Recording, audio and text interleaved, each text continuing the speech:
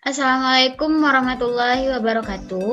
Kami dari kelompok 3 akan mempresentasikan hasil diskusi kami memahami dan menguasai sistem keuangan syariah. Selanjutnya saya akan memperkenalkan diri.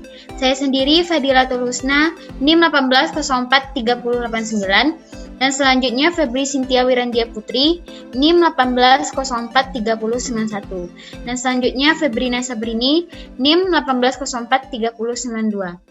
Selanjutnya, materi pertama yang akan disampaikan oleh Febrina Sabrini. Kepada Febrina Sabrini, disilakan. Baiklah, materi pertama saya akan menjelaskan tentang konsep memelihara harta kekayaan. Memelihara harta bertujuan agar harta yang dimiliki oleh manusia diperoleh dan digunakan sesuai dengan syariah sehingga harta yang dimiliki halal dan sesuai dengan keinginan pemilik mutlak dari harta kekayaan tersebut, yaitu Allah Subhanahu wa Ta'ala. Islam menganjurkan manusia untuk bekerja atau berniaga dan menghindari kegiatan meminta dalam mencari harta kekayaan. Manusia memerlukan harta kekayaan sebagai alat untuk memenuhi kebutuhan hidup sehari-hari, termasuk memenuhi sebagian perintah Allah seperti infak, akad pergi haji, jihad, dan sebagainya. Ada 3 konsep memelihara harta kekayaan. Yang pertama, anjuran bekerja atau berniaga.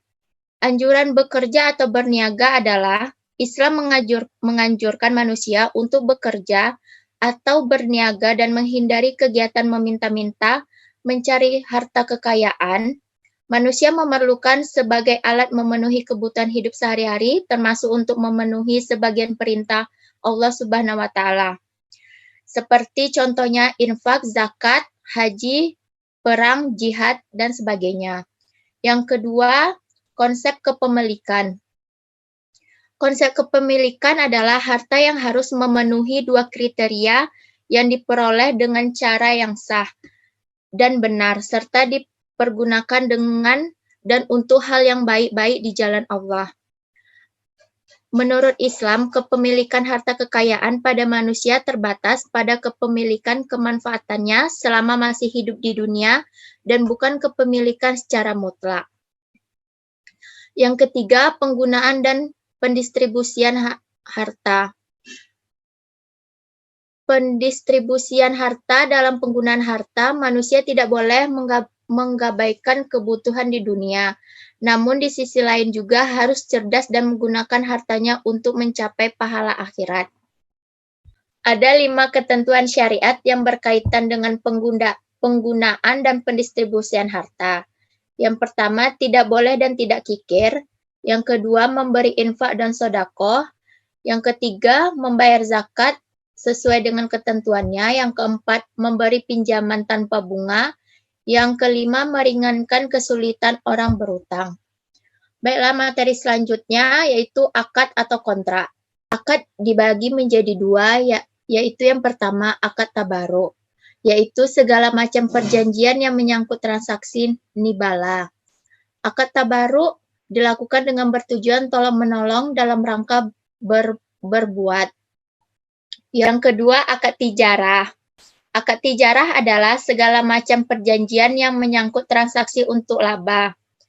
Berdasarkan tingkat kepastian dari hasil yang diperoleh, akad tijarah dapat dibagi menjadi dua kelompok, yaitu natural uncertainty contract. Natural uncertainty contract adalah satu jenis kontrak transaksi yang secara alamiah mengandung ketidakpastian dalam memperoleh keuntungan. Contohnya, akad dalam kelompok adalah musyawarah, mudarabah, muzara'ah, musakamah, dan mukabarah.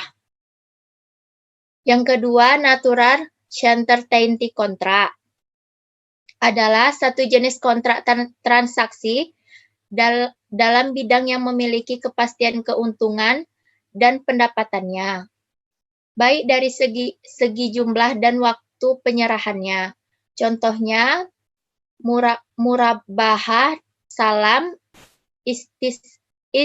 Tina, dan Ijarah. Terima kasih kepada Febrina Sabrini. Selanjutnya materi yang kedua akan dibacakan oleh saya sendiri, yaitu mengenai transaksi yang dilarang oleh Islam.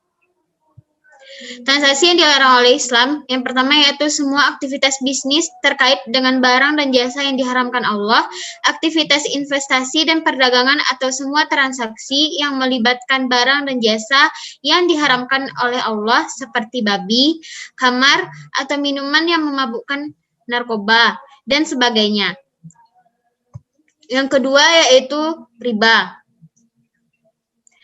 Riba adalah tambahan yang disyaratkan dalam transaksi bisnis tanpa adanya pengganti yang dibenarkan syariah atas penambahan tersebut.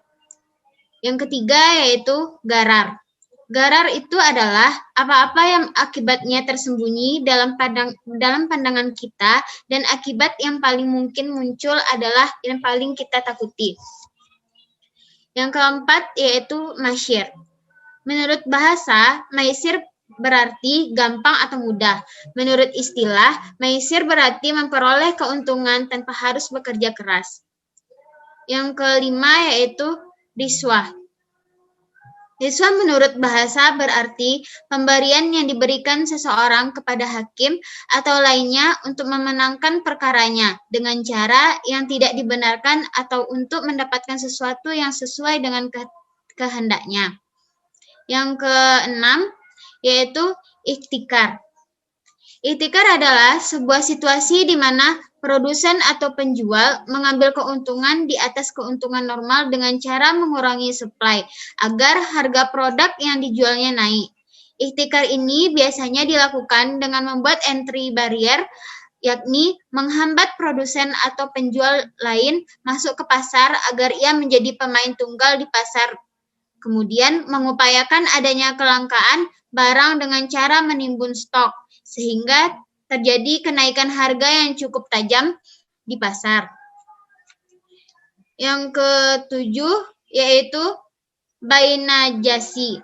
Dalam sebuah situasi di mana konsumen dan pembeli menciptakan demand, yaitu seolah-olah ada banyak permintaan terhadap suatu produk sehingga harga jual produk itu akan naik. Cara yang bisa ditempuh bermacam-macam, seperti menyebarkan isu, melakukan order pembelian, dan sebagainya. Prinsip-prinsip sistem keuangan Islam. Yang pertama yaitu adanya larangan riba. Riba didefinisikan sebagai kelebihan atas sesuatu akibat penjualan atau pinjaman.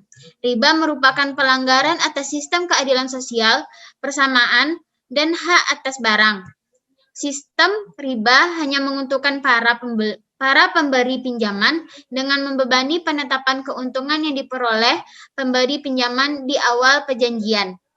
Yang kedua yaitu pembagian risiko. Pembagian risiko merupakan konsekuensi dari adanya larangan riba dalam suatu sistem kerjasama antara pihak yang terlibat. Yang ketiga yaitu uang sebagai modal potensial.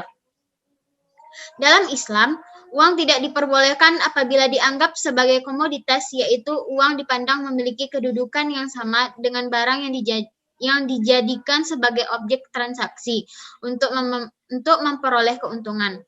Yang keempat, adanya larangan spekulatif. Hal ini selaras dengan larangan transaksi yang memiliki tingkat ketidakpastian yang sangat tinggi, misalnya seperti judi. Yang kelima, yaitu kontrak atau perjanjian. Dengan adanya perjanjian yang disepakati di awal oleh pihak-pihak yang terlibat dapat mengurangi risiko atas informasi yang asimetri atau timbulnya moral hazard. Yang keenam, yaitu aktivitas usaha harus sesuai syariah. Usaha yang dilakukan merupakan kegiatan yang diperbolehkan menurut syariah, seperti tidak melakukan jual beli minuman keras atau mendirikan usaha peternakan babi. Oleh karena itu, prinsip-prinsip sistem keuangan syariah berdasarkan prinsip sebagai berikut. Yang pertama yaitu rela sama rela atau antara dim minkum. Yang kedua yaitu tidak ada pihak yang menzalimi dan dizalimi. Yang ketiga, hasil usaha muncul bersama biaya. Dan yang keempat, untung muncul bersama risiko. Materi selanjutnya akan disampaikan oleh Febri Cynthia. Kepada Febri Cynthia, disilakan. Baiklah, saya akan menjelaskan tentang instrumen keuangan syariah. Yang pertama itu ada akad investasi yang merupakan jenis akad tijarah dengan bentuk uncertainty contract. Kelompok akad ini terbagi menjadi 4. Yang pertama ada mudharabah, yaitu bentuk kerjasama antara dua pihak atau lebih, di mana pemilik modal mempercayakan sejumlah modal kepada pengelola untuk melakukan kegiatan usaha dengan nisabah bagi hasil atas keuntungan yang diperoleh menurut kesepakatan di muka. Yang kedua, ada musyarakah. Musyarakah adalah akad kerjasama yang terjadi antara para pemilik modal untuk menggabungkan modal dan melakukan usaha secara bersama dalam suatu kemitraan, dengan nisbah bagi hasil sesuai dengan kesepakatan, sedangkan kerugian ditanggung secara proporsional sesuai dengan kontribusi modal. Yang ketiga, suku. Suku adalah surat utang yang sesuai dengan prinsip syariah. Yang keempat, saham. Syariah produknya harus sesuai syariah.